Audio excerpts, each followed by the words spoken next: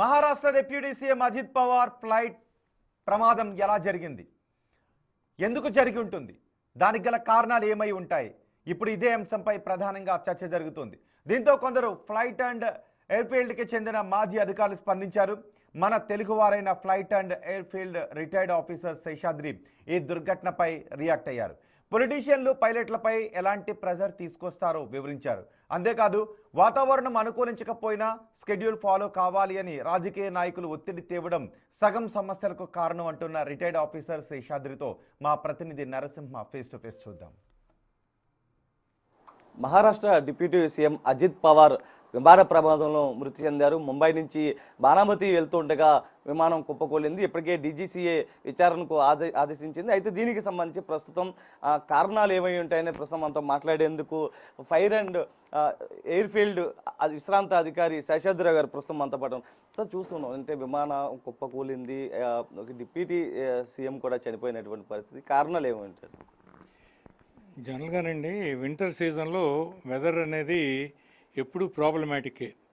అయితే అధికారులు దురదృష్టవశాత్తు వాళ్ళు ఏం చేస్తారంటే వాళ్ళ షెడ్యూల్లో వెళ్ళాలి అంటే రిస్క్ అండ్ ఈ ప్రమాదానికంటే కూడా టైంలో వెళ్ళిపోవాలి. వాళ్ళ ఆలోచన ఎలా ఉంటుందంటే మనం వెళ్ళేది అక్కడికి కదా, ఇక్కడ ప్రస్తుతం కొంచెం విజిబిలిటీ తక్కువ ఉన్నా మంచు ఉన్నా కూడా అరగంట ప్రయాణం ఉంది, తర్వాత మనం వెళ్ళేప్పటికీ ఇంకొక అరగంట తర్వాత ఇంత మంచు ఉండదు అన్నటువంటి ఒక రకమైన ఓవర్ కాన్ఫిడెన్స్.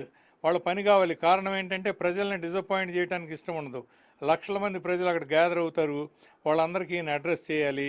మరి అలాంటప్పుడు వాళ్ళతో ఉంటే బాగుంటుంది అన్నటువంటి ఆరాటం, ఇవి అన్నీ కలిపి ప్రమాదాలకి గురి చేస్తూ ఉంటాయి. తర్వాత ఈ నోటీస్ టు ఎయిర్మన్ అని చెప్పి నోటమ్మని మెసేజ్ వస్తూ ఉంటాయి. అవి వాటిని వాతావరణ శాస్త్రజ్ఞులు తీసుకుని విశ్లేషించి పైలట్స్కి తర్వాత అన్ని బాగా బ్రీఫింగ్ అనేది ఇస్తూ ఉంటారు. దాన్ని కూడా నిర్లక్ష్యం చేస్తారు. ఏంటంటే పని అవ్వాలి. ఇప్పుడు ఆంధ్రప్రదేశ్లో కూడా దురదృష్టవశాత్తు మన గత ముఖ్యమంత్రి ప్రమాదంలో చనిపోయారు. అప్పుడు కూడా వాతావరణమే కారణం. అలాగే ఒక పెద్ద ఆర్మీ ఆఫీసర్ జనరల్ ఆయన రావత్ అని చెప్పి ఆయన కూడా హెలికాప్టర్ క్రాష్లో చనిపోయారు. వీటన్నిటికీ కారణం ఏంటంటే క్లైమేటికల్ కండిషన్స్. టెక్నికల్ ప్రాబ్లమ్స్ కనుక అయితే మిడ్ ఎయిర్లోనే ఎక్కడో మనం ఏం చేయలేము. ఇవన్నీ కూడా వాతావరణానికి సంబంధించినవి. పూర్ విజిబిలిటీ కనీసం 6/6 అంటారు. అంత డిస్టెన్స్లో ఉన్న వాటిని చూడాలి. ఏదన్నా ఒక పాయింట్ ఎర్రర్ ఉంటే వెళ్ళటానికి ప్రమాదంలో రిస్క్ తీసుకోవచ్చు. కానీ బయలుదేరిన తర్వాత ఒక పాయింట్ ఎర్రర్ వెదర్లో తేడా వస్తే బయలుదేరటానికి ఉన్న వెదర్కి ఇచ్చిన వెదర్ రిపోర్టు తీరా దిగబోయేటప్పటికి కొంత వెదర్లో మార్పు రావచ్చు. అటువంటిప్పుడు మనం చేయగలిగింది ఏమీ లేదు. అయితే వెనక్కి వెళ్ళిపోవాలి, లేకపోతే ఆ ఫ్లైట్ని అబార్ట్ చేస్తారు. ఇవాళ ప్రజలు కూడా ఎలా ఉన్నారంటే వాతావరణ కారణాల వలన ఫ్లైట్ కనుక క్యాన్సిల్ అయితే చాలా అసహనం. క్యాన్సిల్ చేయటం ఏంటి వాళ్ళకి తెలియదు, పర్యవసానాలు తెలియకుండా ముఖ్యమైన పనులు ఉంటాయి, ఇంపార్టెంట్ వర్క్స్ ఉంటాయి, మేము వెళ్ళిపోవాలి, మా పని అయిపోవాలి అన్న దాంతో మా పనులు అయిపోవాలి అన్న ఆరాటంతో ఏం చేస్తారంటే ఎప్పుడు కూడా ఈ పైలట్స్ని విమానయాన సంస్థను నిందిస్తారు. రెండోది విమానయాన సంస్థలు కూడా ఇలా వీటిని కనుక మనం ఇనఫిషియన్సీ కింద వస్తుంది, వాతావరణం షాక్ అని అనుకుంటారు, ప్రజలకు తెలియదు. అయినంతవరకు మనం వెళ్ళిపోయి మనం కనుక చేస్తే మనకు క్రెడిట్ వస్తుంది. తర్వాత కమర్షియల్ ఎలిమెంట్ ఒకటి ఉంటుంది. షెడ్యూల్ అయిన తర్వాత ఫ్లైట్ కనుక క్యాన్సిల్ అయితే ఆ వెయిటింగ్ ఛార్జెస్, తర్వాత ఆ క్రూ అంతా కంప్లీట్ స్టాండ్ బై క్రూ ఇవన్నీ పెడతాం, ఎయిర్ఫీల్డ్ రెంటల్స్ ఇవన్నీ కూడా ఒక రకంగా ఉండవు. వీటిని దృష్టిలో పెట్టుకుని ప్రాణాన్ని లెక్క చేయకుండా ఇలాంటి విషయాల మీద కొంచెం మనుషులు కొద్దిగా అధికారులు వెనక్కి తిరిగి చూస్తూ ఉంటారు. డీజీసీఏ చక్కటి గైడ్ లైన్స్ ఇస్తుంది. ఏమిటంటే ఆ నిబంధనలు కనుక పాటిస్తే ఖచ్చితంగా ఫ్లైట్ సేఫ్టీ అనేది 100% ఉంటుంది. అసలు వాళ్ళ స్లోగనే జీరో యాక్సిడెంట్ రేట్ అంటే 100% సేఫ్టీ. మరి అది ఉన్నది, లక్ష్యాలు అలా ఉన్నాయి. కానీ పైలట్లతో నిమిత్తం లేకుండా ఏ పైలట్ కూడా ఎప్పుడు కూడా అంత రిస్క్ తీసుకుని వెళ్ళడు. కానీ అధికారులు, ముఖ్యంగా ఉన్నతాధికారులు చెప్తే పైలట్లు ఏమి చేయలేరు. దీంట్లో స్పాషియల్ ఎర్రర్ అని ఒకటి ఉంటుంది.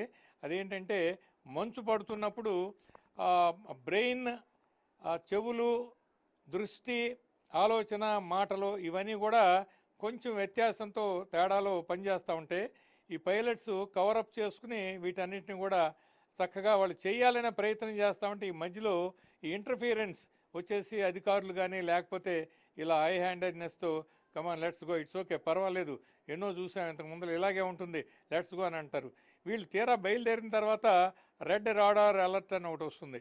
ఈ రెడ్ రాడార్ అలర్ట్ వచ్చినప్పుడు పైలట్లు జనరల్గా చెప్తూ ఉంటారు. చెప్పినా కూడా వాళ్ళు ఏంటంటే పట్టించుకోరు. సరేనబ్బా కాదని అంటలేదు కదా, నువ్వు చూడు మనం వెళ్తే అక్కడికి వెళ్ళిన తర్వాత ఎండ ముదురుతుంది, విజిబిలిటీ పెరుగుతుంది, ఎన్నిసార్లు వెళ్ళాం మనం అని అంటారు. దానికి వివిఐపి ఫ్లైట్లకు సంబంధించి స్పెషల్ ఫ్లైట్లకు సేఫ్టీ ఎక్కువగా ఉంటుందంటూ ఉంటారు కదా. ఉంటుందండి, టోటల్ సేఫ్టీ ఉంటుంది. ఇప్పుడు అయితే ఎటు తిరిగి ఏంటంటే ఈ ప్రైవేట్ ఎయిర్లైన్స్ ఇవన్నీ చిన్న ఎయిర్ క్రాఫ్ట్స్కి వాళ్ళకి సేఫ్టీ ఉంటుంది. అయితే ఏంటంటే పార్టీషన్ ఉండదు. పైలట్స్ను వెనకమాల కూర్చునే 2, 3, 4 పాసింజర్స్కి పార్టీషన్ ఉండదు. వాళ్ళు ఎంతసేపు ఏంటంటే కమ్యూనికేట్ అవుతూ ఉంటారు వెనకమాల ముందలకి వెనకమాల. ఈ పైలట్స్ ఇంటర్ఫియర్ అయ్యి నేను కొన్ని అనుభవాల్లో నేను చూశాను. వెనకమాల ఉన్నవాళ్ళు అంటుకుని మరీ పదవయ్య బాబు ఇంత 250, 300 కిలోమీటర్ల వేగంలో తీసుకెళ్తానన్నా ఏంటిది 175, 200 లోపలే ఉన్నామని చెప్పి ఇలా వాళ్ళని తొందర పెడతా ఉంటారు. ఇవన్నీ ప్రమాదాలకి కారణం అవుతూ ఉంటాయి. అయితే ఏదైతే పైలట్ల పైన విపరీతమైన ఒత్తిడి తీసుకువస్తున్నారో వాతావరణం అనుకూలించకపోయినా కూడా బయలుదేరాలన్న తొందర పెడుతూ ఉన్నారు. ఈ క్రమంలోనే వాతావరణంలో అటు మార్పుల కారణంగానే ఈ ఘటన చోటు చేసుకుందంటూ కూడా చెప్తున్నాడు శేషాద్రి గారు అయితే చెప్తున్నారు. ఇప్పుడు సాయితో నరసింహ, బిగ్ టీవీ.